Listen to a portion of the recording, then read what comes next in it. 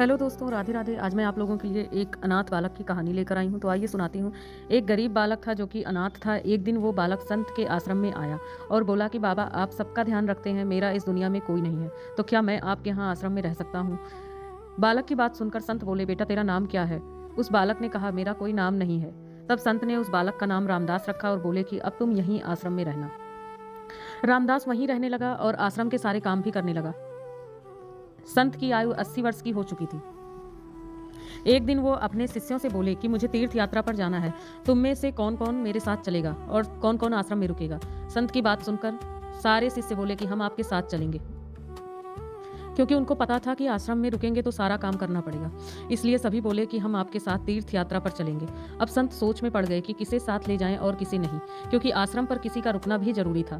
बालक रामदास संत के पास आया और बोला, बाबा अगर आपको ठीक लगे तो मैं यहीं आश्रम पर रुक जाता हूँ। संत ने कहा, ठीक है, पर तुम काम करोगे तभी रुकोगे। आश्रम की साफ सफाई में भले ही कमी रह जाए, पर ठाकुर जी की सेवा में कोई कमी मत रखना। रामदास ने संत से कहा कि बाबा, मुझे तो ठाकुर जी की सेवा करनी नहीं आती, आप बता दीजिए कि ठाकुर जी की सेवा कैसे करनी है, फिर मैं कर दूंगा। संत रामदास को अपने साथ मंदिर में ले गए।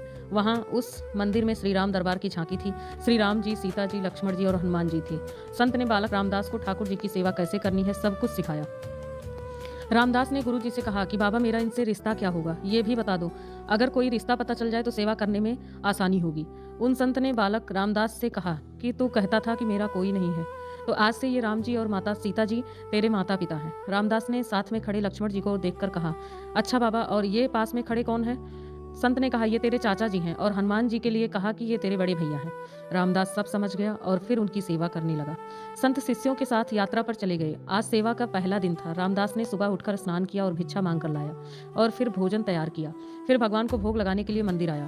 रामदास ने राम, सीता, लक्ष्मण और हनुमान जी के आगे एक एक थाली रख दी और बोला, अब पहले आप खाओ, फिर मैं भी खाऊंगा। रामदास को लगा कि सच में भगवान बैठकर खाएंगे, पर बहुत देर हो गई, रोटी तो वैसी की वैसी थी। तब बालक रामदास ने सोचा, नया नया रिश्ता बना है तो शर्मा रहे होंगे।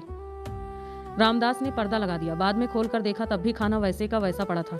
अब तो रामदास रोने लगा कि मुझसे सेवा में कोई गलती हो गई, इसीलिए खाना नहीं खा रहे हैं, और ये नहीं खाएंगे तो मैं भी नहीं खाऊंगा और मैं भूख से मर जाऊंगा, इसलिए मैं तो अब पहाड़ से कूदकर ही मर जाऊंगा।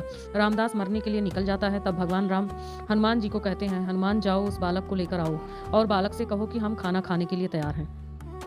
हनुमान जी जाते हैं और रामदास कूदने वाला ही होता है कि हनुमान जी पीछे से पकड़ लेते हैं और बोलते हैं, क्या कर रहे हो?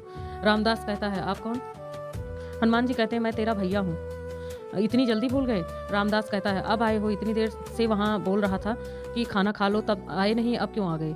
तब हनुमान जी बोले, पिताश्री का आदेश है, अब हम साथ साथ बैठकर खाना खाएंगे। फिर राम जी, सीता जी, लक्ष्मण जी, हनुमान जी साक्षात बैठकर भोजन किए। इस तरह रामदास रोज उनकी सेवा करता और भोजन करता। सेवा करते 15 दिन हो गए। एक दिन रामदास ने सोचा कि कोई भी माँ बाप हो, वो घर में काम तो करते ही हैं, पर मेरे माँ बाप तो कोई काम नहीं करते, सारे दिन खाते रहते हैं, मैं ऐसा नहीं चलने दूंगा। रामदास मंदिर जाता है और कहता है कि पिताजी, आपसे कुछ बात करनी है। राम जी कहते हैं, बेटा बोलो, क्या बात है? रामदास कहता है कि अब से मैं अकेले काम नहीं करूंगा, आप सबको भी काम करना पड़ेगा। आप तो बस सारा दिन खाते रहते हो और मैं काम करता रहता हूँ, अब से ऐसा नहीं चलेगा। राम जी कहते हैं, तो फिर बताओ बेटा, हमें क्या काम करना है? रामदास ने कहा, माता जी सीता अब से रसोई आपके हवाले, और चाचा जी लक्ष्मण जी आप सब्जी तोड़ कर लाएंगे, और भैया हनुमान जी आप लकड़ियां लेकर आएंगे, और पिताजी आप पत्तल बनाओगे। सबने कहा ठीक है। अब सभी मिलकर काम करते हुए एक परिवार की तरह साथ रहने लगे। एक दिन वो संत तीर्थ यात्रा से वापस लौटे तो सीधा मंदिर में गए और देखा कि मंदिर से प्रतिमाएं गायब है। संत ने सोचा, कहीं रामदास ने प्रतिमा बेच तो नहीं दी। संत ने रामदास को बुलाया और पूछा, भगवान कहाँ गए? रामदास भी अकड़ कर बोला कि मुझे क्या पता, रसोई में कहीं काम कर रहे होंगे। संत बोले, ये क्या बोल रहा? रामदास ने कहा, बाबा मैं सच बोल रहा हूँ, जब से आप गए हैं ये चारों काम में लगे हुए हैं। वो संत भागकर रसोई में गए और सिर्फ एक झलक देखी कि माता सीता भोजन बना रही हैं और राम जी पत्तल बना रहे हैं, और फिर वो गायब हो गए और मंदिर में विराजमान हो गए। संत रामदास के पास गए और बोले, आज तुमने मुझे मेरे ठाकुर का दर्शन कराया, तू धन्य है। और संत ने रो रो कर रामदास के पैर पकड़ लिए। तो आप लोगों को अगर कहानी अच्छी लगी हो तो प्लीज़ लाइक करिएगा, कमेंट बॉक्स में कमेंट करके ज़रूर बताइएगा। बोलिए जय श्री